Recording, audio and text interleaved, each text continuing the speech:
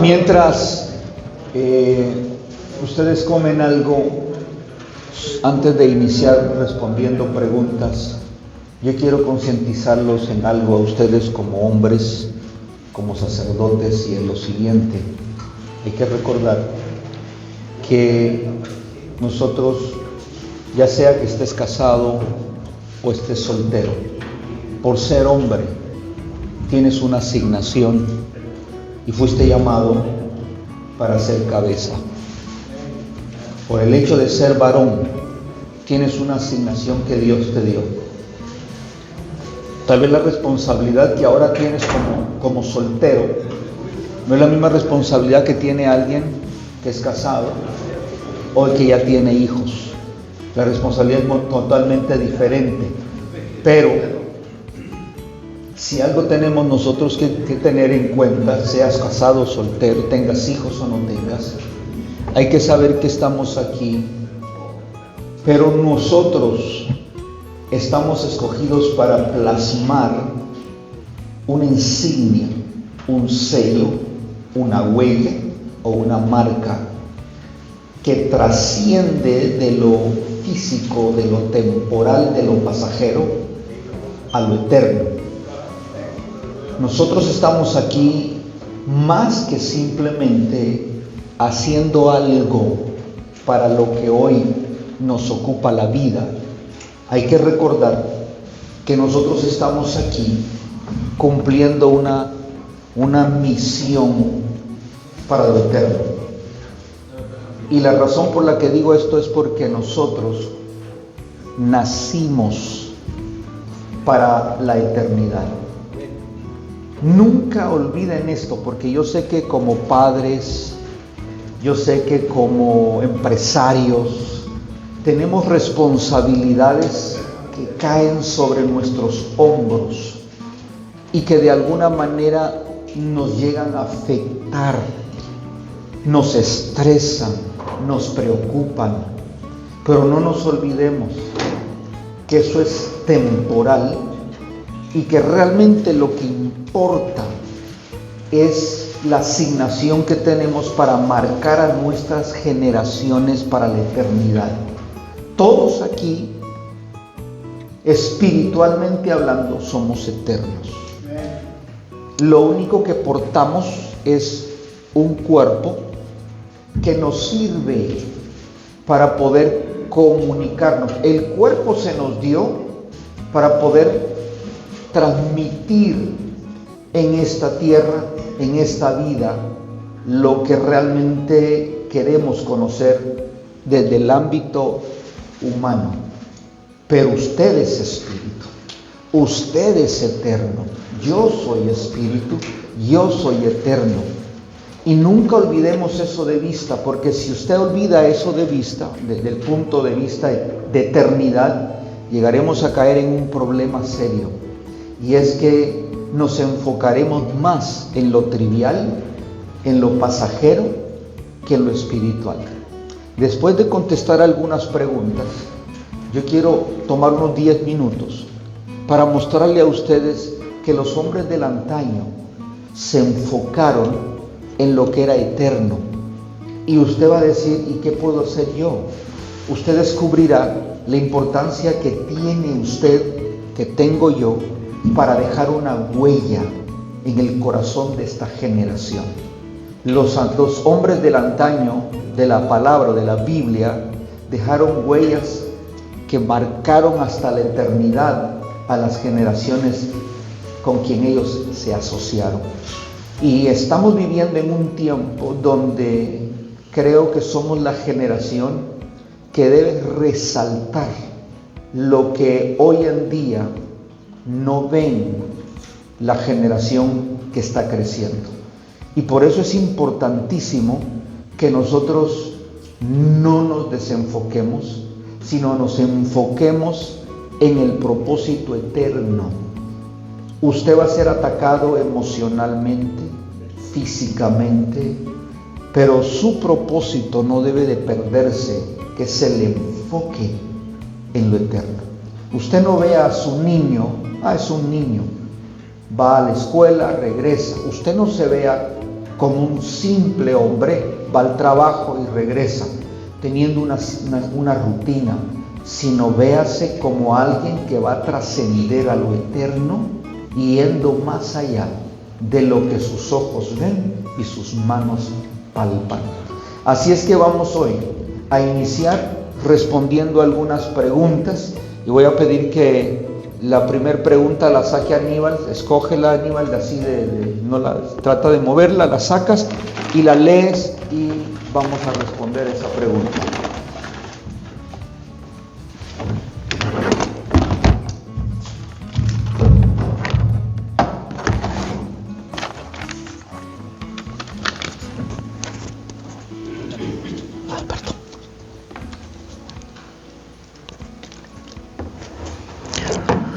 ¿Cómo se ve, cómo se ve un hombre de Dios? ¿Cómo ser un hombre de Dios en todos los aspectos, como finanzas, familia, sexualidad, etcétera? Muy bien. ¿Puedes responder parte de esa pregunta?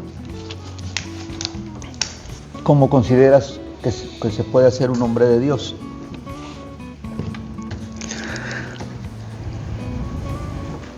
¿Cómo ser un hombre de Dios? Bueno, voy a enfocarme en la primera, en finanzas, como dice, familia, finanzas. Dios nos da principios a seguir, y el principio en la tierra, ¿verdad? Ser fiel nos invita como a una mayordomía fiel. Por ejemplo, hay un versículo en Proverbios 3, 9 y 10 que dice, lo voy a buscar. ¿Tengo tiempo, pastor? Sí.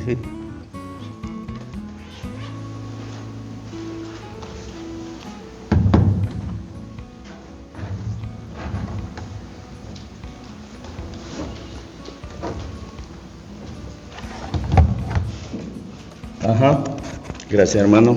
Honra a Jehová con tus bienes y con las primicias de todos tus frutos. Ahí nos está invitando a una mayordomía fiel, haciendo primero lo que es primero, poniendo a Dios de primero, y eso nos lleva a depender de Dios, a confiar en la soberanía de Dios y a mostrarle a nuestra familia, especialmente a nuestros hijos, principios. Si nosotros somos fieles comenzando en las finanzas, si nosotros somos fieles con Dios, Él será fiel con nosotros. Se lo voy a pasar a otro hermano si quiere agregar. Luis. Ajá.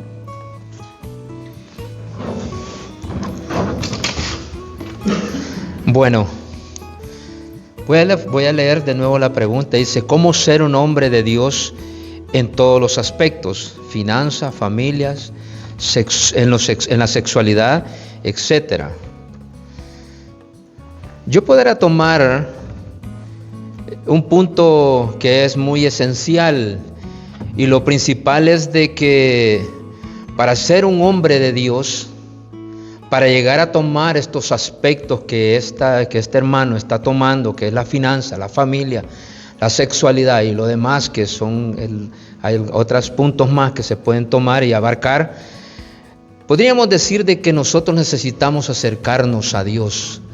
Hoy en día el Señor me puso una palabra, y esta la leemos en Josué 1:8, donde dice, nunca se apartará.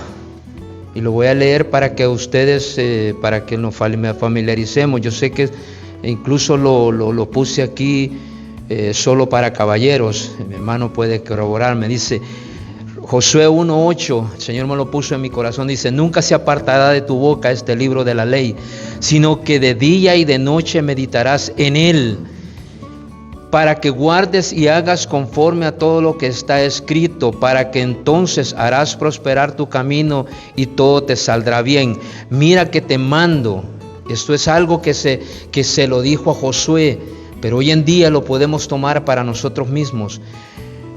Mira que te mando que te esfuerces y seas valiente, no temas ni desmayes, porque Jehová tu Dios estará contigo donde quiera que nosotros nos movamos. Ahora, para poder lograr estas cualidades que este hermano que está mencionando, que son principios y son normas y son responsabilidades que nosotros necesitamos ejercerlas, necesitamos la guía del Señor. Y hay algo que realmente nosotros como varones, como hombres, tenemos que entender. Jesús le dio un principio a los apóstoles, les dijo que ellos no podrían hacer nada si no era a través de Él. Y nosotros necesitamos comprender una verdad.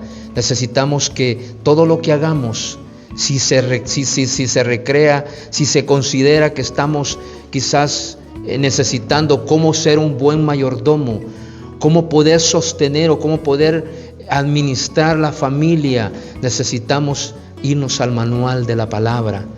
Necesitamos conocer más de Dios. Necesitamos invertir tiempo en lo que es la lectura en el Señor. Necesitamos acercarnos más a Dios. Y eso solo vamos a lograr a través de nuestra disposición. ¿Cuánto tiempo estamos nosotros disponiéndonos para el Señor? Déjenme decirles de que hoy en día pude notar una realidad y no nos vamos a sentir mal. Aquí todos nosotros tenemos esa cualidad que muchas veces nosotros cuando se nos invita a una reunión, muchas veces nos tomamos la libertad, óigame bien, de venir 2 minutos después, 5 minutos después, 10 minutos después. Y solamente les voy a dar una tarea, que lean 1 de Samuel 2:30, donde el Señor le dijo a uno de los de esa época, le dijo que yo honraré, le dijo, a los que me honran, y a los que me menosprecian los tendré en poco. Déjenme decirle una cosa, mis hermanos. Hay veces nosotros las cosas las vemos de una forma tan liviana. Y nosotros no hemos entendido que este llamamiento que nosotros tenemos de parte de Dios es un llamamiento santo. Y lo tenemos que ponerle el valor que debe de ser. Yo sé que hay muchas cosas que tienen valor en nuestro entorno, pero tiene que tener un valor principal, lo que es servirle a Dios. Y mi hermano que dice que cómo ser lleno, cómo tener estas cualidades, va a ser basado a lo que usted y yo pongamos en disposición en busca de nuestro Dios. Y Él nos va a dar, dice la palabra, que nos va a dar la sabiduría adecuada para poder lograr, alcanzar y poder hacer todo esto que nosotros necesitamos hacer, porque Él es el que nos ha formado y Él conoce nuestras necesidades. Hermano Oscar. Solamente para agregarle un poco a la pregunta, es muy importante esta pregunta. Yo creo que tenemos que morir al yo, primeramente, para que Cristo crezca en nosotros. Creo que muriendo al yo, vamos a el mejor ejemplo que nosotros tenemos aquí es Jesús. Él se negó, Él negó muchas cosas. Entonces nosotros tenemos que morir al yo para nosotros llegar a ser esos hombres de Dios que en nuestras casas nos requieren. De llegar a ser esos hombres de buenos administradores del dinero. Y yo me gozo en esta pregunta porque en estas 3 áreas Dios a mí me restauró. Dios a mí me restauró. ¿Cómo me restauró Él? Yo metiéndome a navegar en su presencia, yo buscando de su presencia, muriendo al yo, dejando que la palabra en mi corazón y en mi mente, actuando como Él actúa. Entonces creo que es muy importante que nosotros muramos y que Él crezca en nosotros, y así nosotros vamos a seguir creciendo en nuestra finanza, en nuestra relación con Dios, aún en nuestra área sexual también. Creo que eso es lo que yo quería agregarle. ¿Okay? Es interesante. El título que esta pregunta le da es hombre de Dios. Y la verdad es interesante porque ¿cuál sería lo opuesto? Si no eres un hombre de Dios, ¿qué serías? Porque no a todos se le puede llamar hombres de Dios. Elías fue un hombre de Dios. Moisés fue un hombre de Dios. Pablo fue un hombre de Dios. Se le llama hombre de Dios porque perteneces a Dios y eres instrumento para Dios. Por el hecho de ser instrumento para Dios, nosotros tenemos que recordar algo. Hoy podemos tener aquí un violín, un piano de miles de dólares, pero no importa qué valor tenga el piano o tenga el violín. Si vengo yo y lo toco, por muy caro que sea, va a sonar feo, porque yo no lo sé tocar. Pero como soy hombre de Dios y soy su instrumento, yo me voy a dar a Él, porque Él es el experto y Él sabe cómo usarme y sacar de mí la mejor esencia y la mejor melodía. Pero Él no lo va a poder hacer si yo como hombre de Dios no me rindo. Los hermanos mencionaron algunas frases como principios. Por ejemplo, si yo soy un hombre de principio y de valor espiritual, yo quiero vivir conforme a esos principios. Oscar mencionaba algo y decía, yo aprendí en Dios. Él era un desordenado en sus finanzas, un desordenado en su vida. Y no lo digo porque estoy señalándolo. Cuando él ha contado su testimonio, algún día tendremos la oportunidad de escucharlo. Pero fue un hombre que desperdició sus primeros años en una vida que casi lo mata, casi lo destruye. Y hoy, después de que conoce al Señor y se dispone como hombre de Dios, usted ve ahora, yo me acuerdo cuando él vino, y lo digo esto porque en realidad vale la pena. Cuando vino aquí Oscar, yo me acuerdo, vino mal. Él estaba con problemas de adicción al alcohol. Y nunca olvido, estoy confundiendo, ¿me hicieron un Pontiac el que tenías? Sí, un Pontiac. Traía un su Pontiac viejito, ya estaba podridito de las llantas, pero me acuerdo que debido al problema de alcoholismo que él tenía, le prohibieron manejar. Y cuando él logró de nuevo empezar a ganar la confianza, venía a la iglesia y ahí en el parqueo en el parqueo se paraba él y para arrancarlo él tenía que hacer la prueba de alcohol. No sé si el que maneja el auto es el que tiene que pagar esa maquinita que le ponen al carro.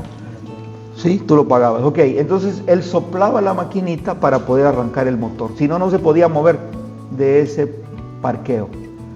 Pero como decidió ser un hombre de Dios, lo que Oscar es ahora no es nada comparado al hombre que yo conocí hace 15 años.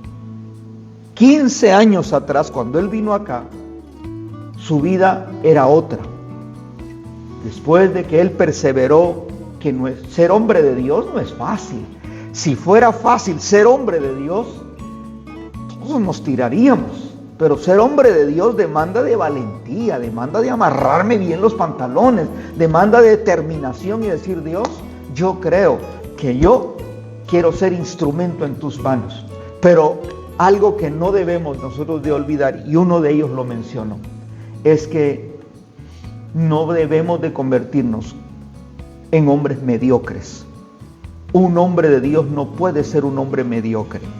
Un hombre de Dios es un hombre que busca excelencia, porque nosotros no tenemos ni servimos a un Dios mediocre. ¿Alguien sabe qué es la palabra mediocre? Ayúdenme, enriquezcan, si no se me van a dormir. ¿Ah? Conformista. En medio. Doble ánimo. Doble ánimo. lo básico. No da lo mejor de sí teniéndolo. Porque ya mencioné del violín. Puede costar miles de dólares. Ese violín es para hacerlo llorar. Pero si el violín dijera, no quiero que me toquen, sería imposible por mucho valor que tenga. Porque, ¿saben qué es lo que pasa? Que el que a nosotros nos usa, el que tomó nuestra vida como instrumento, es experto. Sabe qué cuerda tocar, sabe qué es lo que puede sacar de ti.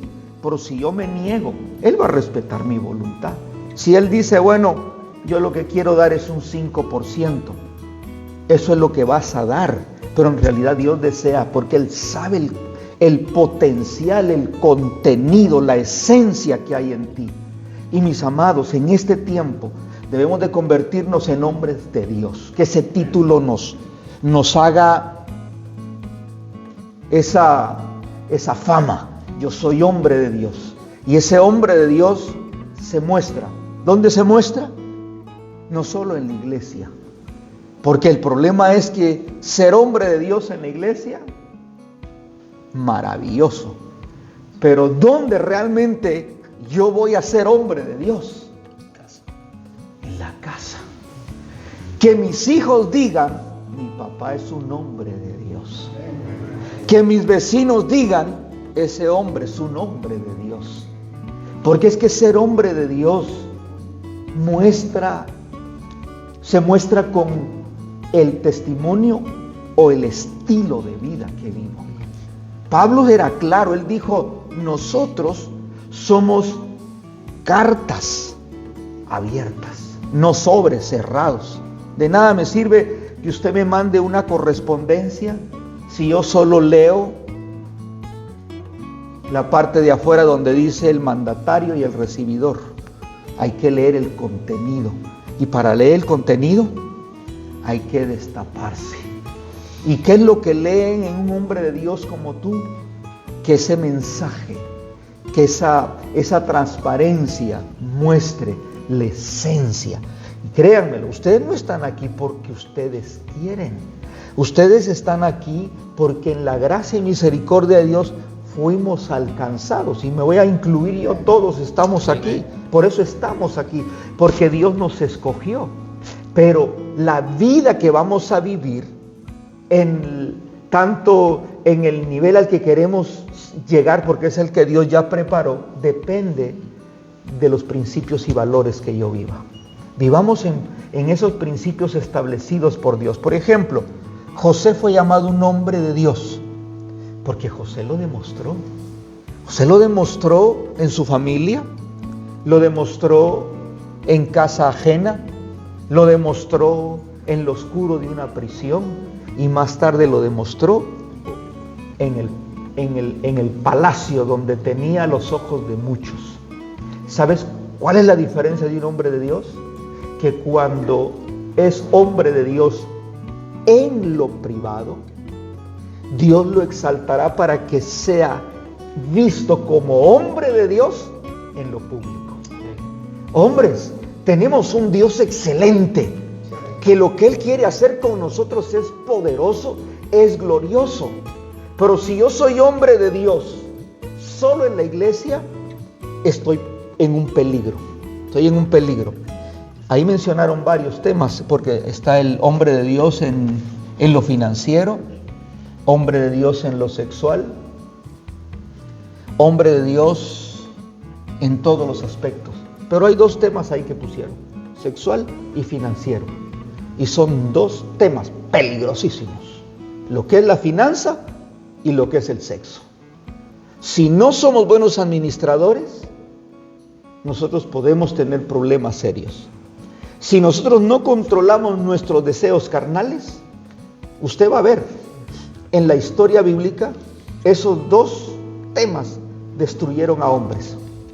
Yo no entiendo cómo un hombre tan sabio como Salomón, arrastrado por la lujuria, echó a perder. Empezó bien y terminó mal.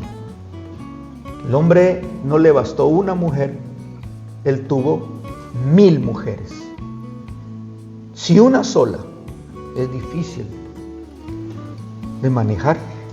Yo no sé cómo le hizo para manejar bien.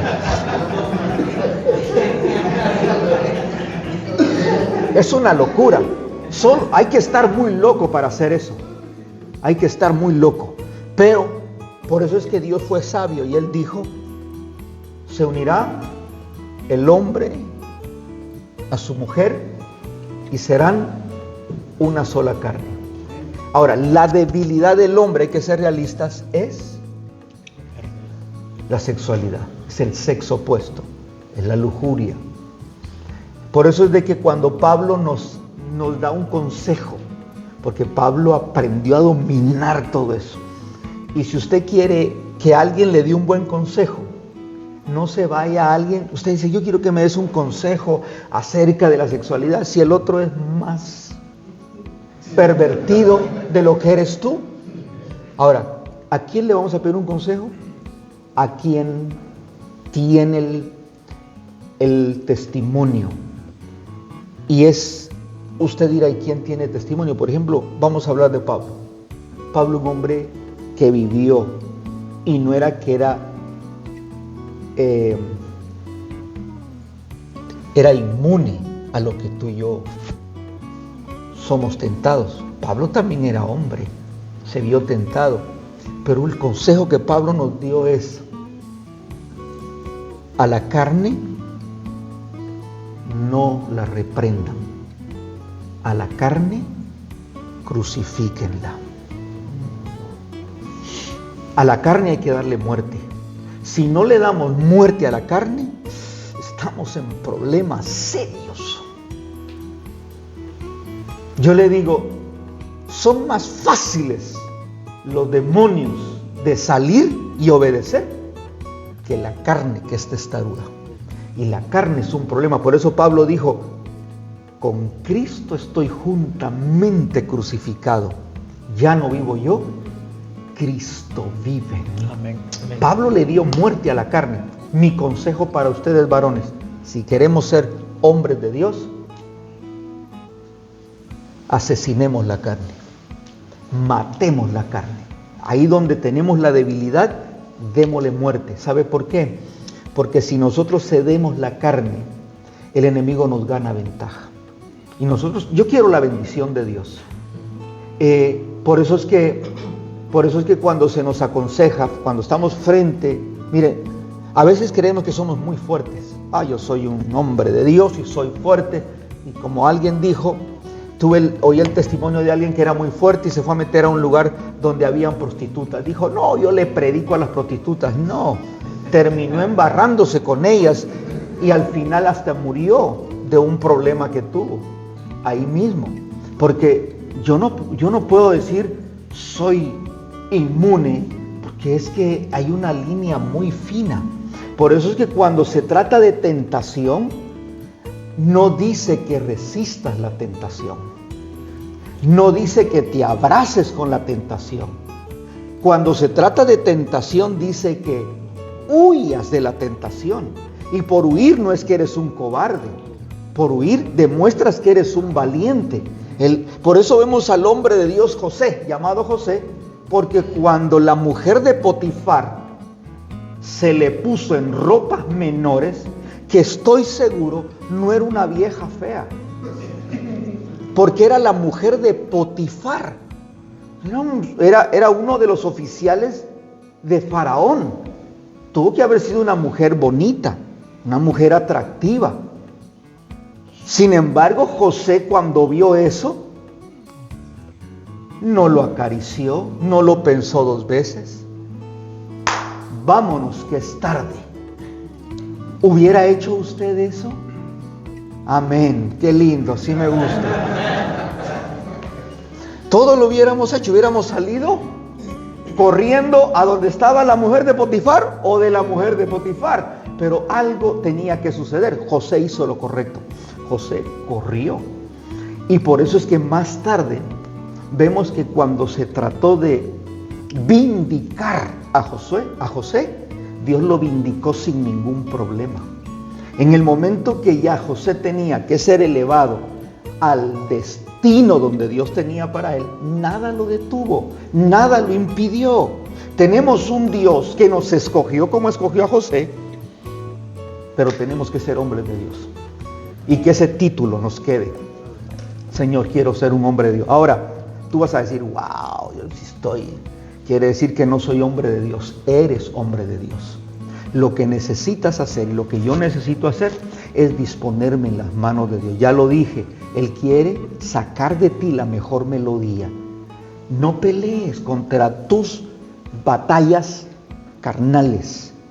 Ríndelas a Dios. Suéltalas a Dios. Entrégalas a Dios. Y pidamos que nos dé sabiduría. Dios, dame sabiduría. Porque sabe cuál es el problema. El enemigo es astuto.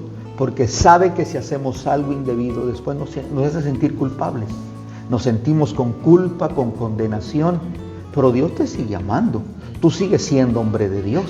Lo único que no estás al nivel donde Dios quiere que estés.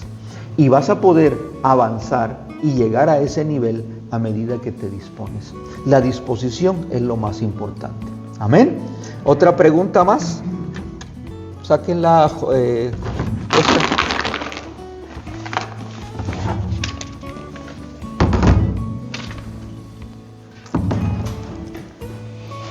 ¿Cómo ser mejor esposo? ¿Cómo tener más intimidad con Dios? ¿Cómo ser un mejor esposo y cómo tener intimidad con Dios? Responde a esa pregunta. Bueno, creo que cómo ser mejor esposo, creo que una de las áreas que yo estoy aprendiendo día tras día es ceder. Ceder, que cuando nosotros, yo sé que como hombres no es fácil ceder, porque nosotros creo que tenemos que ceder a nuestro carácter, tenemos que ser personas más amorosas. Tal vez pues en nuestra etapa de juventud no fuimos esas personas cariñosas, ¿verdad? Pero en Dios nosotros, una de las cosas que yo más he aprendido en estos 8 años de matrimonio, y lo digo con la bendición de Dios, ¿verdad? Son 8 años felices de mi vida, porque he aprendido en Dios a ceder. Aun cuando han habido momentos de tormenta, lo que yo hago es, me alejo y me voy a un rincón a meterme en la presencia de Dios. Aquí todo está, que si nosotros nos metemos en la presencia de Dios, vamos a aprender a dar de nuestro carácter, y a dejar muchas cosas para tener un matrimonio fructífero. No es fácil. Somos hombres, tenemos orgullo, ¿verdad? Queremos controlar todo. Pero creo que al ceder nosotros vamos a tener mucho beneficio. A mí, por ejemplo, les comparto esto. Yo tengo familiares que a mí me dicen, me tienen así. No, le digo yo, no me tienen así. Lo que pasa, le digo, es que quiero ser un buen hombre, de un buen esposo. Y creo que lo primero que tengo que cuidar yo es el Edén que Dios me dio y saberlo cultivar. ¿Cómo lo vamos a cultivar? Solamente con la sabiduría de Dios. Amén. Hermano Luis.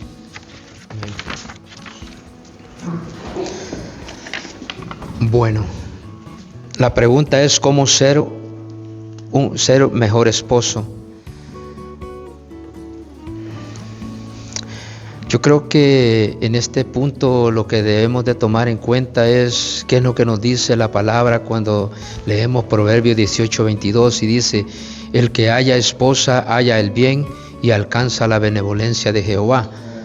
Ahora, para ser un buen esposo, considero yo que lo primero que tenemos que entender es cuál debería ser nuestro comportamiento, o cómo deberíamos de comportarlo, cómo deberíamos de tratar a esa esposa que el Señor nos ha puesto al lado de nosotros. Porque déjenme decirle de que una de las cosas que tenemos como responsabilidad nosotros como hombres, como esposos, como sacerdotes, es que ellas puedan ver el comportamiento, la forma como nosotros les hablamos o la forma como nosotros las tratamos, sea de una forma que ellas se sientan protegidas, amadas, y también que sientan ese amor que viene de parte del Señor. La verdad que estamos en un proceso. Ser un buen esposo no es algo que lo vamos a alcanzar así de repente, pero sí podemos lograr o podemos ir avanzando en poder pedirle al Señor que nos dé la forma o los métodos para que esa esposa que tenemos al lado se sienta con esas cualidades que Dios le ha querido otorgar o quiere que ella recibir de parte de su esposo. Sería eso mi parte que podría yo añadir a esta pregunta. Sí, no sé si tiene usted, hermano Aníbal, sí, un poquito. Sí, en el matrimonio, ¿verdad? Considero que la base debe ser la comunicación y especialmente nosotros, la cultura latina, ¿verdad? Pues desconozco Sudamérica, pero lo que es Centroamérica o por decir algo en El Salvador, nuestra cultura ha tenido, venimos jalando a veces parte de la cultura acerca del machismo o la imposición. Considero que la humildad juega un rol bien importante, ¿verdad? Tiene que haber comunicación, tiene que uno ceder. Yo he conocido matrimonios cristianos que bellas personas, pero porque uno de los dos, especialmente el hombre, no ha querido tomar el tiempo y comunicarse o ceder en algo insensato, por decirlo así, han terminado divorciándose, ¿verdad? Entonces, hay veces nosotros los hombres esperamos que nuestras esposas se comporten como una reina cuando nosotros estamos lejos de actuar como un rey, ¿verdad? Entonces es recíproco. Si expectamos algo de ellas, nosotros tenemos que dar el paso primero y ser un ejemplo, o por lo menos, ¿verdad? Comenzar una relación así. Eso sería a mí. Ahorita me surgió una pregunta a mí, ¿qué es lo que busca una esposa en nosotros? Ellas se quieren sentir seguras, amadas, respetadas, valoradas. Estos 4 puntos son muy importantes en un matrimonio. Y creo que estas 4 cosas las aprendemos. Yo las he aprendido en la presencia de Dios, preparándome, buscando cómo ser un buen esposo. Porque no solamente Dios va a bajar y nos va a dar, no. Nosotros tenemos que buscar el manual también. Y en la palabra. Y de ahí nos lleva y nos lleva. Amén. Para cerrar esta pregunta, yo sé que aquí, repito, hay solteros y hay casados. Pero los que están solteros se van a casar. O sea,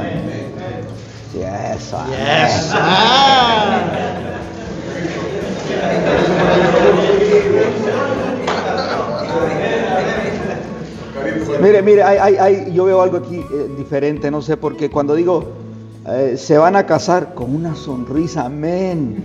Y digo, gloria a Dios por los casados. Denle ánimo a los que todavía no están casados, no me los desanimen. Ahora,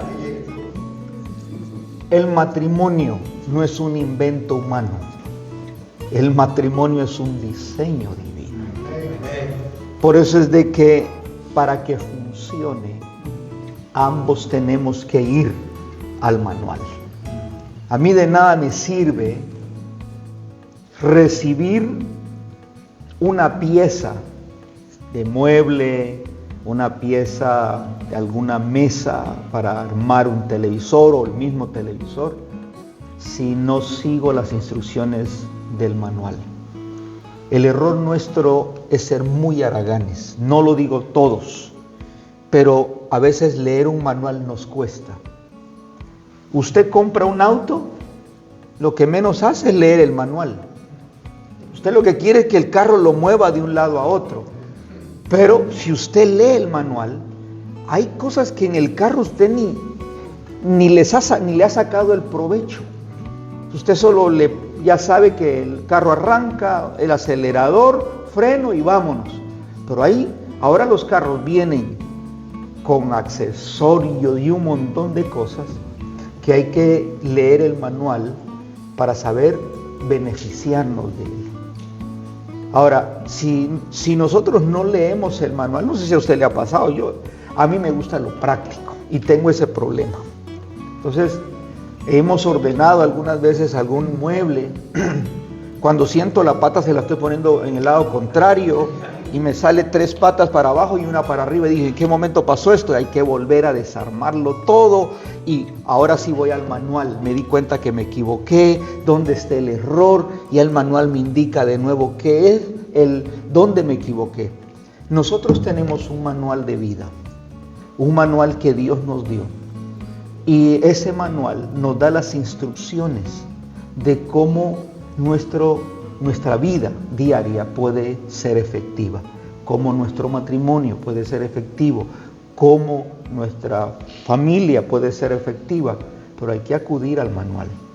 El manual nos lo dio Dios, porque si Dios diseñó el matrimonio, Él sabe cómo el matrimonio va a funcionar. Yo sé que hay muchos que han dicho que los hombres vienen de Júpiter y las mujeres de Marte, o algo es al revés, pero sí hay una diferencia entre un hombre y una mujer, aunque hablemos el mismo idioma, hablamos el español, pero pareciera que no nos entendemos. Yo no sé, pero hay momentos en que en casa, en un matrimonio, se levanta una guerra campal, y no es que la preparamos, no es que hoy tengo ganas de ir a darle una buena confrontada a mi mujer, o ella esperando. No, hay problemas que surgen de malos entendidos, y cuando nosotros no sabemos cómo trabaja la mujer y cómo opera el hombre, ahí es donde hay los choques. Porque la mujer quiere que el hombre actúe como ella, el hombre quiere que la mujer actúe como él, o viceversa. Pero ambos fuimos hechos de forma distinta. Lo hemos enseñado, hemos dicho que el hombre, cuando se trata de pensar, su cerebro fue hecho para pensar una misma cosa. El hombre no puede masticar chicle y caminar a la vez. Porque el hombre en realidad su cerebro se centra en una sola cosa. Usted ve al hombre que mientras está viendo deporte, no quiere que lo interrumpan. Está enfocado en ver el deporte. Si es de Medellín, mucho mejor todavía. Pero está enfocado en ver algo.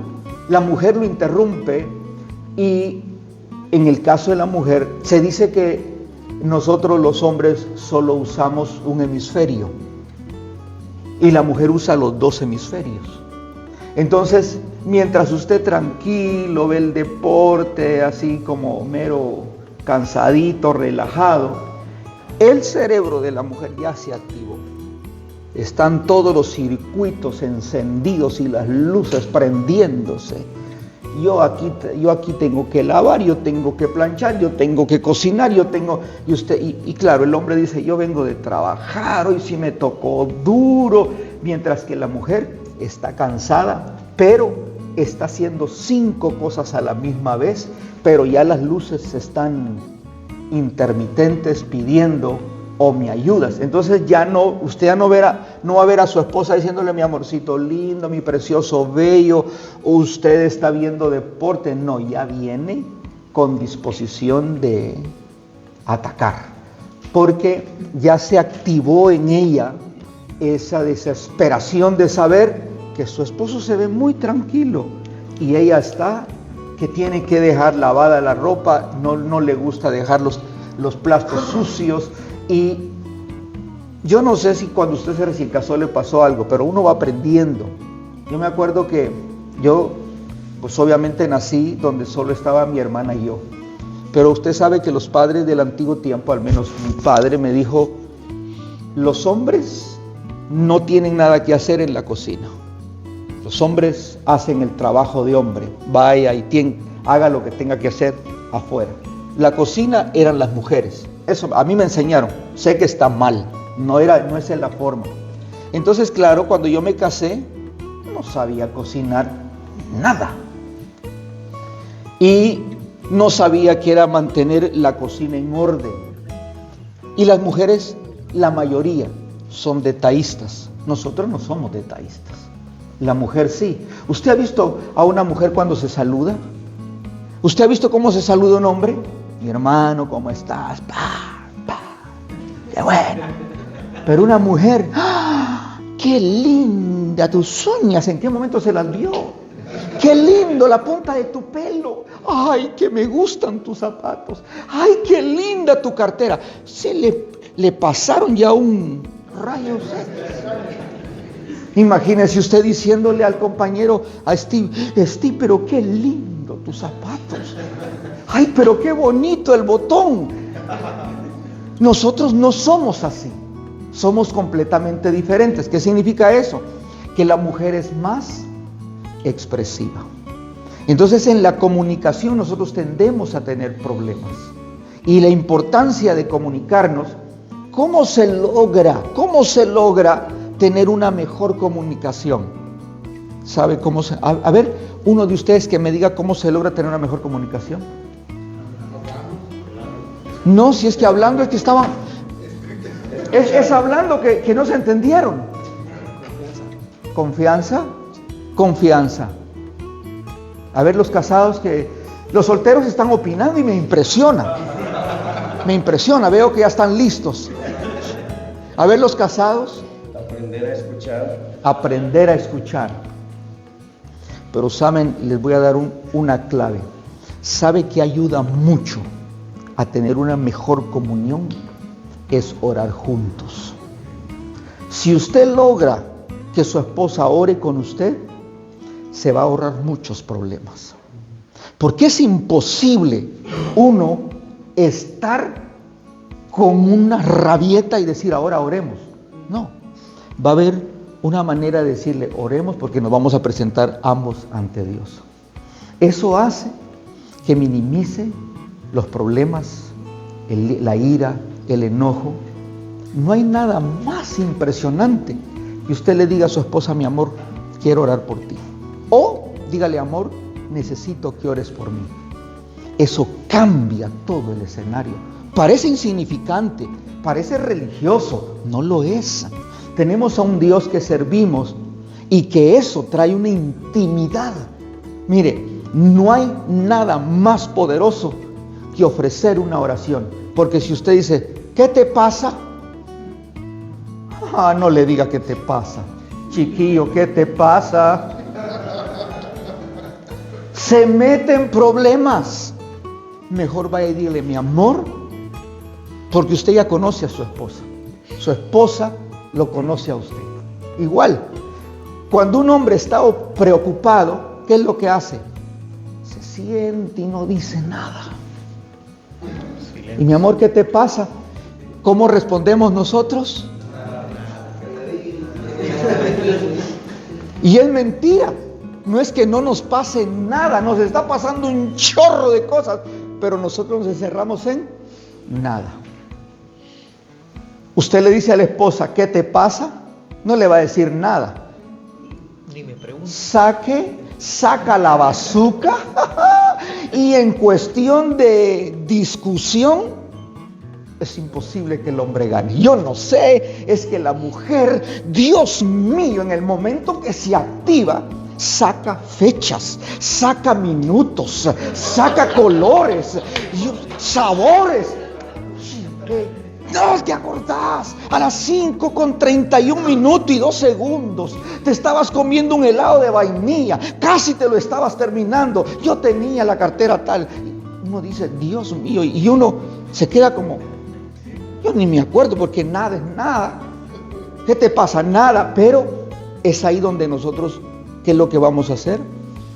Siempre, en todo tiempo, buscar intimidad y orar uno por otro.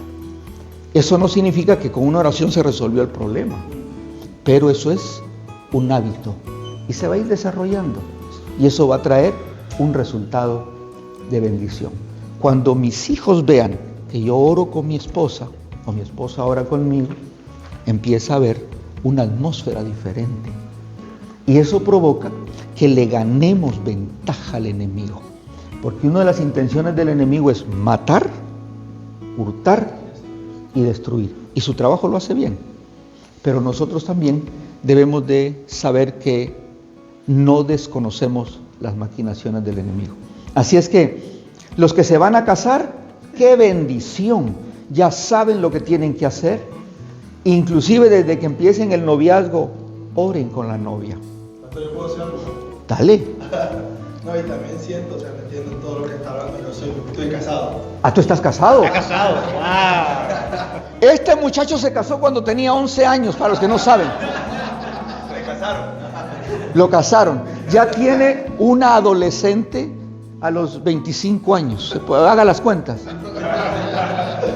No, lo que yo quería también como para complementar lo que están hablando, siento que también es muy importante el trato que le damos a la persona, porque hay un texto en la Biblia que dice que debemos de tratar a la mujer como un vaso frágil, porque sabes que cualquier comentario, por ejemplo, nosotros podemos conocer a nuestras esposas, pero en sí no las conocemos del todo, como decimos, nosotros cuando decimos nada, pues nada, y no ponemos como, ahora sí, atención a los pequeños detalles, y muchas veces cuando ellas están pasando por algo, nosotros como lo digo, venimos del trabajo, hoy trabajé, hoy estoy cansado, no voy a hacer nada, y a veces descuidamos ese, como dijo usted, a veces la mujer está que lavando, que comida, que lavando la casa, que los trastes, y luego llegamos del trabajo, estoy cansado, no me molesten. Y siento que muchas veces no hacemos lo que dice la Biblia y le damos una mala contestación a la pareja. No tratamos como el vaso frágil que debe de ser tratada la mujer. Ahora, y siento que ahí hay algo importante. Recuerden que no dice vaso frágil, dice vaso más. Ustedes también son frágiles, pero ella es más frágil. Ahora, ¿cuál es el problema? Y con esto concluimos. El problema es que la mujer se deja llevar por lo que oye y el hombre se deja llevar por lo que ve. Entonces, si lo que dice Max es verdad, si tú le hablas a la esposa palabras muy groseras, claro, se va a doler.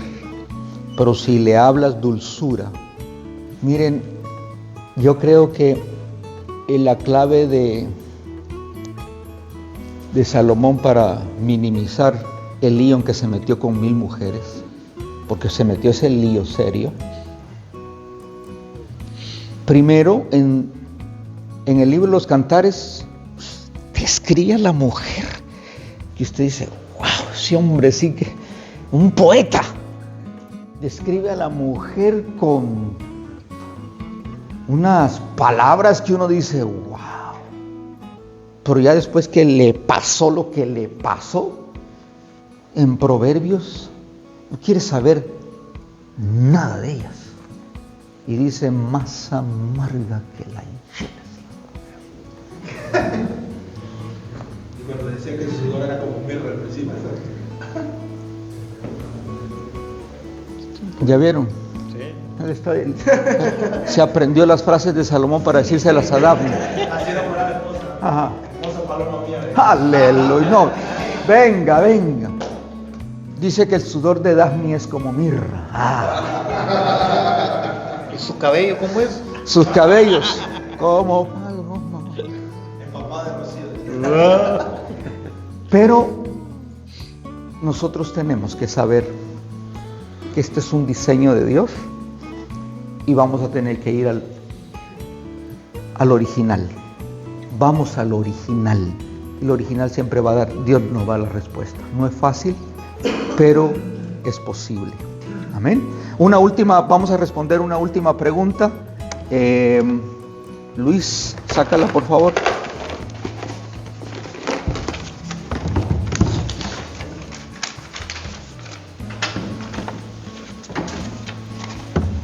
¿Cómo identificar cuando Dios nos habla?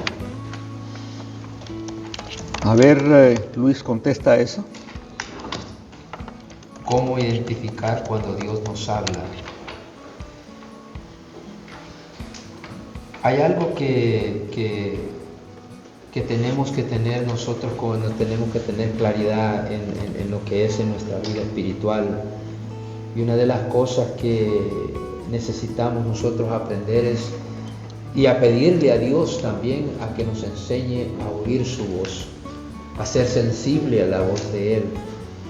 Y para eso, pues, incluso hay algunos principios que nosotros también podemos poner quizás como normas en nuestra vida, y es de que todo lo que, y estoy hablando acerca de amistades, estoy hablando acerca de cualquier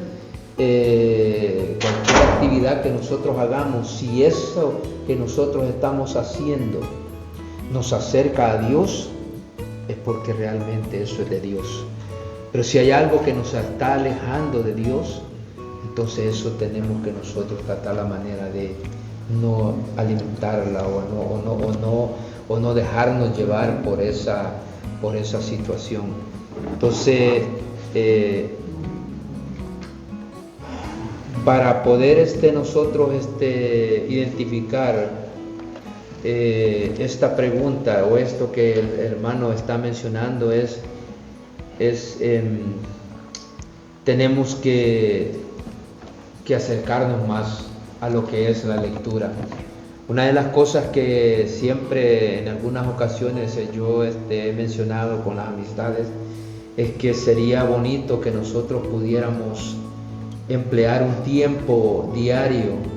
Yo sé que hoy en día pues las actividades, lo que es el trabajo, lo que es la responsabilidad familiar, absorbe mucho el tiempo, y esto pues hace de que nosotros no tengamos o no apartemos un tiempo para que nosotros podamos alimentarnos de la palabra. Pero sí sería importante de que en el caso mío, les digo, como poniéndome yo como parte que desde lo que estoy tratando de formar un hábito, es lo que es la lectura diaria de la palabra. Es bonito que nosotros nos pongamos en ese punto, que podamos pasar un tiempo comenzando desde Génesis, terminando hasta Apocalipsis, y les digo esto como experiencia. Yo siempre que comienzo la Biblia la termino en Apocalipsis, y en el mismo instante la vuelvo a comenzar. Y algo que compartí yo con algunos hermanos es que hay días que quizás por alguna razón, que tal vez por muchas actividades que se presentan en el día, pero por esas razones no me da tiempo de leer la palabra, realmente me siento mal. Me siento como que algo importante que yo no hice, y eso hace que nosotros pues aprendamos más de Dios y nos enfoquemos y podamos reconocer en el momento oportuno si lo que yo estoy haciendo o lo que yo estoy oyendo o lo que yo estoy escuchando viene a ser un fundamento para que yo crezca en el Señor, o viene a ser un retraso para que yo, en vez de avanzar, mengue en las cosas de Dios. Así que tenemos que tener mucho cuidado en cuanto a lo que es poder entender que lo que estamos oyendo, lo estamos oyendo y está siendo para edificación de nuestra vida espiritual.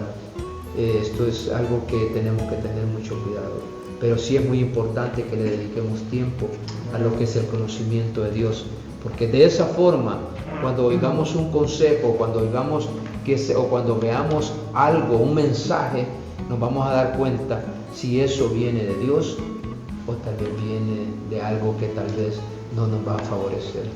Esto sería. Amén. La pregunta, ¿cómo dice la pregunta? La pregunta dice, ¿cómo identificar cuando Dios nos habla? ¿Cómo identificar cuando Dios nos habla? Vamos a cortar acá.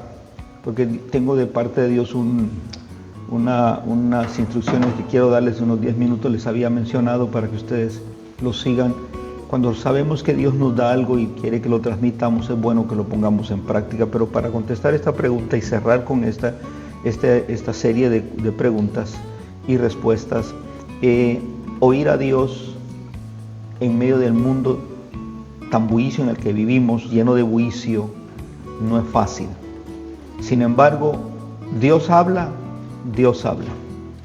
y habla todos los días. El problema es que nosotros tenemos que entender algo, que necesitamos sacar un tiempo para escuchar a Dios. ¿Cuál es el problema nuestro? Como humanos, es que hablamos mucho y oímos poco. Y si usted nota, estamos bien controversiados porque Dios nos dio una sola boca para hablar menos y nos dio 2 oídos para hablar más. ¿Qué es lo que nosotros necesitamos? Es prestar atención. ¿Y cómo se presta atención? Yo no sé si usted lo practica, pero si usted practica un devocional, que es por lo menos de 5 minutos, haciéndolo un hábito, donde usted dice, voy a tomar este tiempo de silencio. Este tiempo es para Dios y yo. Quiero escuchar a Dios. Guarde silencio. Si usted antes de esos 5 minutos lo que quiere hacer es meditar en un verso, medite en un verso, el libro de los Salmos, algún verso del Evangelio, de Proverbios que nos enseña sabiduría, medite en ese verso de un par de versos y luego haga silencio y medite en Dios. Dios no nos va a hablar si nosotros estamos en un montón de ruidos continuos. Dios nos va a hablar en el silencio. ¿Y cómo se puede identificar la voz de Dios? A medida que usted va practicando el darle ese tiempo de escuchar a Dios. Samuel se equivocó cuando Dios le habló. Y cuando le dijeron, cuando oyó la voz que dijo Samuel, Samuel, Samuel, lo que hizo Samuel fue ir a buscar a Elí. Después de 3ª vez, Elí se dio cuenta que era Dios hablándole a Samuel. Dios a veces nos habla, pero nosotros no estamos escuchando a Dios. ¿Cómo poder escuchar a Dios? Como hombres de Dios debemos hacerlo. Y yo le voy a pedir de todo corazón. Tome por lo menos 5 minutos y dígale, Dios, quiero escucharte. Yo sé que todos estamos súper ocupados. Y hay muchas cosas que hacer y muchas preocupaciones. Pero por lo menos, si durante el día usted puede agarrar mínimo 5 minutitos, dígale, estos son 5 minutos de calidad. Quiero oírte. Y haga silencio total. No hable, solo dígale, Dios, quiero escucharte. Dios hablará a su espíritu. Dios tiene maneras de hablar y las más efectivas no es voy a ir a buscar un profeta a ver qué Dios me habla, porque entonces ya estás mal. Los profetas Dios los usa y cuando viene una palabra de Dios, de un profeta, recíbela. Pero no vayas detrás de los profetas, porque entonces ya te conviertes en alguien dependiente cuando tú también tienes directa entrada y acceso para decirle, Dios, háblame. Y Dios lo puede hacer. Entonces, 5 minutos que tomemos para decirle, Dios, háblame. Te habla tu espíritu, lo vas a percibir y también te habla a través de la palabra. Es más, te puede hablar hasta a través de tu hijo. A través de tu pequeño, tú ni te darás cuenta, lo pasaste por desapercibido, pero puedes escuchar a Dios a través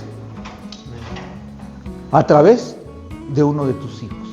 Pero la más efectiva es hablar a tu espíritu y a través de la palabra. La palabra escrita es segura, pero no sucederá si no tomamos mínimo unos 5 minutos para guardar silencio y escuchar a Dios.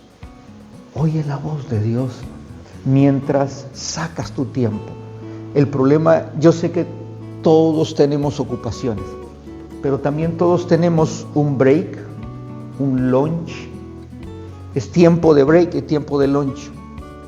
Yo cuando era joven y trabajaba en Piedra Santa, los que son de Guatemala saben de qué les hablo. Piedra Santa, ¿se acuerdan de la librería Piedra Santa? En Piedra Santa yo trabajé y lo que hacía a la hora del break era agarrar los 5 minutos, nos daban 10, agarraba 5 para alejarme. Me alejaba del bullicio y me alejaba de todos los compañeros de trabajo, buscaba el lugar más callado y ahí meditaba unos 5 minutos. Sé que no es suficiente. Pregúntense ustedes por qué Jesús, siendo 100% Dios y 100% humano, agarraba los momentos para alejarse, total silencio, y no eran 5 minutos. Él dijo a sus discípulos, no han podido orar ni tan solamente 1 hora, o sea que el mínimo son 60 minutos. Pero Jesús oraba, se alejaba del bullicio, se alejaba de la multitud y oraba, porque Él sabía, y no lo hacía solo los domingos, lo hacía todos los días, porque eso le daba a Él un sentir de dependencia del Padre. Por eso es que cuando Él terminaba de orar, Él decía, bueno, vámonos. Y era una vida práctica. Al bajar, multiplicaba panes, resucitaba enfermos. Ya no oraba cuando se trataba de hacer un milagro, porque ya había orado, ya había hablado con el Padre. Eso es lo que nos hace falta a nosotros. Nosotros pasamos 10 horas orando por un milagro y no pasa nada. Jesús oraba horas en silencio y solo hablaba y el milagro sucedía. Amados hombres de Dios, como mínimo tomemos un desafío en estos días y oremos unos 5 minutos. Saque de su tiempo muy ocupado, mínimo, porque si usted lo puede hacer más, mucho que mejor, pero mínimo unos 5 minutos. Dígale, Dios, háblame, y guarde silencio, y de usted va a ver la manera como Dios le va a hablar. Usted hasta sin darse cuenta recibirá instrucción para su vida, su familia, su empresa, sin darse cuenta, porque usted está hablando con Dios y Él es el que conoce su presente y su mañana. Pero a veces nos rompemos la cabeza pensando cómo vamos a hacer algo y tenemos a alguien que es el Dios de toda sabiduría. Quiero dejarles este consejo. Ajá, perdón, Edson. Ahorita en este tema que están hablando de que te hable, ¿cómo te habla Dios? Somos 29 personas aquí, ¿sí? Y en las palabras que han dicho, salí yo en una de esas que puse. ¿Casualidad? No es. Es Dios que nos está hablando. Wow. Eso es una manera de Dios hablar. Es impresionante qué manera Dios usa, y gracias por la observación, Edson. Mire, cuando Dios quiere hablarnos, usa maneras de las que nosotros ni siquiera imaginamos. Solo hay que ser. La realidad es esta. Tenemos que estar conscientes de que Dios habla, de que Dios ve. Tenemos que estar conscientes de que Dios no es algo místico. Dios es alguien, no es algo. Y como es alguien, Él también puede ver, puede oír, puede responder. Por eso que la oración no significa monólogo, sino diálogo. Entonces yo hablo, Él me habla. Y nosotros necesitamos oír a Dios. Créamelo. Nosotros salimos de Dios y debemos de sacar ese tiempo para escuchar a Dios. Es imposible, mire, que nosotros veamos a Dios moverse en favor nuestro si solo cuando estamos en aprietos vamos y decimos, Dios, te pido que me ayudes, y de ahí salimos corriendo y Dios dice, a contestarte iba y te fuiste corriendo. Esperemos. El salmista decía, en Jehová espera mi alma. Espera en Él y Él hará. Espera en Él y Él te concederá las peticiones de tu corazón. Pero quiero pedirles un favor, hoy como padres. Esta palabra me la dio Dios esta mañana y quiero ponerla sobre ustedes. Y ustedes, los que son solteros, de igual manera, también vayan preparándose, pero a la misma vez cuando ustedes tengan la oportunidad de recibir la bendición de alguien, no la rechacen. Los que son solteros, los que son padres, tienen que saber que hay una asignación que se nos ha sido dada, sin importar qué edad tengan tus hijos, ni en qué estado están, solteros, casados, ya son adultos, o sean jóvenes o niños. Tenemos una responsabilidad, y más que responsabilidad, una asignación. Y es algo que usted y yo tenemos que tomar como algo, yo lo diría hasta indispensable, porque de esto depende el futuro de nuestros hijos. De esto depende. No, usted dirá, no, eso no depende de eso. Sí, depende mucho de lo que, porque esto es un principio establecido por Dios, no por los hombres. Y es el bendecir a tu hijo, el bendecir a tu hija. Qué importante es que no importa si lo tienes a la par o lo tienes lejos, un texto de bendición, una llamada de bendición, una palabra de bendición si lo tienes cerca. ¿Por qué es importante esto? Porque de esa manera nosotros estamos alineándonos a un principio establecido por Dios. Mire lo que hacían los padres del antiguo tiempo, y solo quiero rapidito, veamos a Jacob. Jacob tomó muy en serio esto. Génesis 35, 18. Dice, para aprovechar el tiempo, y aconteció que al salirse el alma, pues murió, llamó su nombre Benoni, mas su padre lo llamó Benjamín. Génesis 35, 18. ¿A quién se le salió el alma? A la esposa. Era Raquel. A Raquel se le salió el alma, o sea, murió. Ahora, note que mientras ella moría, ella lanzó una profecía o una palabra de maldición, porque le puso Benoni, que significa hijo del dolor.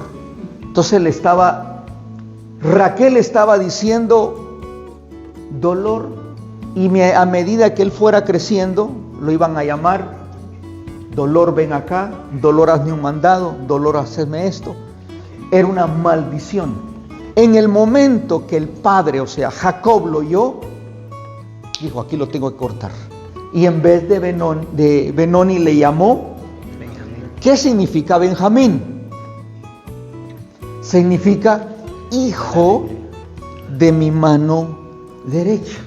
Nada que ver con hijo de mi dolor. Hijo de mi mano derecha. En ese momento, Jacob totalmente quitó la maldición y puso una bendición sobre su 12º hijo, porque era bueno para multiplicarse Jacob. 12 hijos, y el 12º, que era el más pequeño, estaba recibiendo una maldición, pero el padre la rompió, la cambió y le dijo, serás hijo de mi mano derecha. Ahora, es interesante porque nosotros como padres, la mayor asignación que tenemos es esa, abrir nuestros labios, aunque usted no lo crea. Lo que nosotros como autoridad tenemos tiene poder, y no es un poder que se queda en lo superficial, trasciende a lo eterno. Y eso lo que estamos haciendo es impactando el futuro de nuestros hijos. Algunos dicen, bueno, yo no lo hago porque yo tengo mis fallas, tengo mis errores. Con fallas o con errores, fue Dios quien te posicionó como cabeza, como autoridad. Y lo que digas es importante. Lo que dices tiene un valor grande. Ahora, veamos a Jacob. Llega el momento en que Jacob tiene que desatar una bendición sobre sus hijos. Pero antes de ir a Jacob, a veces hay padres que dicen, es que yo no sé qué decir. ¿Usted se ha dado cuenta que quien más hace lo que hace es la madre? La madre es la que ora a veces, a excepción de los que están aquí, todos han orado por sus hijos. Pero la madre generalmente es la que ora. La madre, el hombre tiende a mantenerse en silencio. Tal vez lo hace en su oración del silencio, callado. Pero no hay nada más importante que dejárselo saber a los hijos.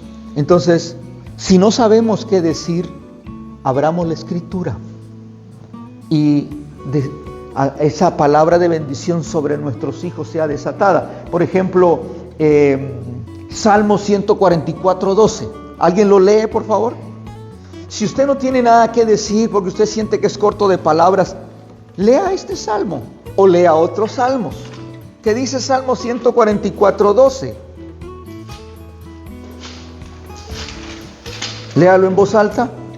Que nuestros hijos en su juventud crezcan como plantas frondosas, que sean nuestras hijas como columnas esculpidas para adornar un palacio. Note, si usted le hace falta palabras, abra la palabra y declare: mis hijos son plantas crecidas en su juventud. Mis hijas son como esquinas labradas en un palacio. Usted está bendiciendo la vida de su generación.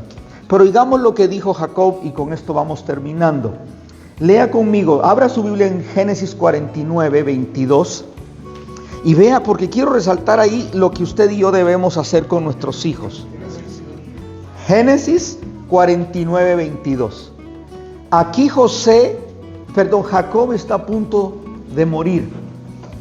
Y está a punto, miren, si como padres podemos dejar una herencia material, qué bueno.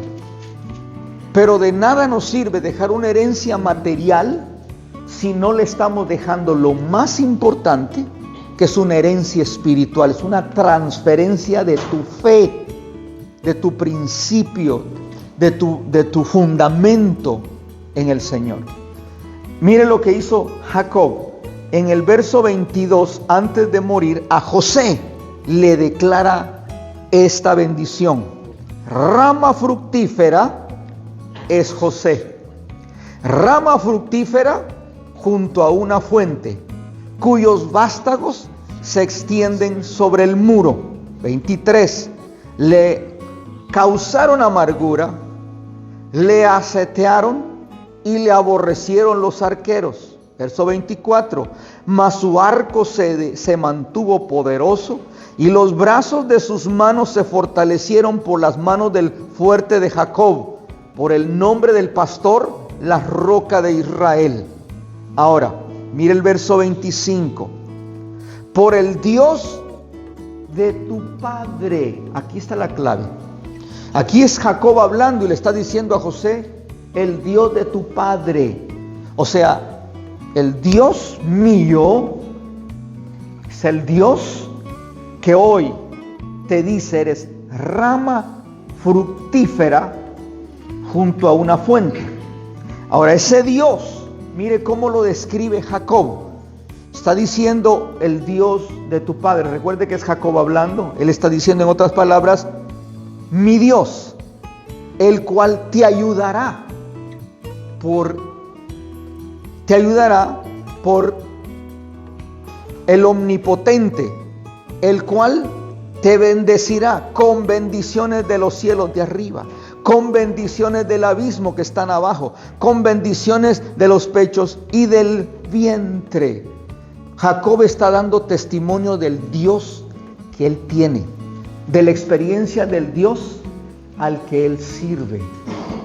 Padres que están acá, ustedes, si reconocen al Dios que ustedes sirven, el Dios omnipotente, esa experiencia que ustedes tienen la están desatando o la van a desatar sobre sus hijos. Y el verso 26 me llama más la atención. Las bendiciones, aquí es donde yo creo que todos somos beneficiados. Oiga esto, las bendiciones de tu padre fueron mayores que las bendiciones de mis progenitores. Yo le voy a hacer una pregunta. ¿Cuántos aquí pueden afirmar que han sido más bendecidos que los progenitores? Yo me considero más bendecido que mi padre. Yo comí tortilla con sal, comí tortilla con frijol, pasé por escaseces, pasé por problemas difíciles. Pero hoy yo puedo decir, Dios, he sido tan bendecido por ti, porque me he podido comer un buen pedazo de carne. Ha habido abundancia, lo que no vi en mis progenitores. No lo vi. Entonces, hoy nosotros y los que están aquí pueden decirle a sus hijos, mi Dios me ha bendecido más a mí que a mis antepasados. ¿Por qué? Porque en Dios nosotros no vamos para atrás. Si tú estuviste acá, tus hijos van a estar acá, tus nietos van a estar acá, porque lo que Dios ha hecho es que cada generación que está dependiendo de ti será bendecida. Ahora, ¿qué lo provoca? Que tú también te unas y abras tu boca y digas, hijo, te bendigo. Hijo, que Dios te llene. Aunque tu hijo no quiera saber de Dios, no lo dejes de bendecir. Bendícelo. Porque lo que provoca un cambio no es lo que ves, sino lo que crees. Yo creo lo que Dios ha dicho. Mire, y el que lo está diciendo no fue el mejor portado de estos. Lo está diciendo. Ustedes saben la historia de Jacob. Jacob significa tramposo, usurpador, mentiroso, sinvergüenza. Tenía un título de diferentes colores, pero como Dios va a valorar no lo que ves ni lo que fuiste, sino lo que crees. Yo creo en el omnipotente, dijo Jacob. Él es mi Dios. Él es el Dios que hasta aquí me ha sostenido y me ha bendecido más que mi padre, que mi abuelo. Tú puedes decir eso. Con solo reconocer eso, tú ya tienes la bendición de decir, Dios, porque miren, ¿sabe qué es lo que pasa? Vivimos en un país donde hay abundancia, pero si usted se da cuenta, a veces ni siquiera nos detenemos a decirle a Dios, gracias Dios, porque tengo aunque sea un carrito pequeñito, pero es una bendición. Tengo hoy la oportunidad de comerme un delicioso mondongo.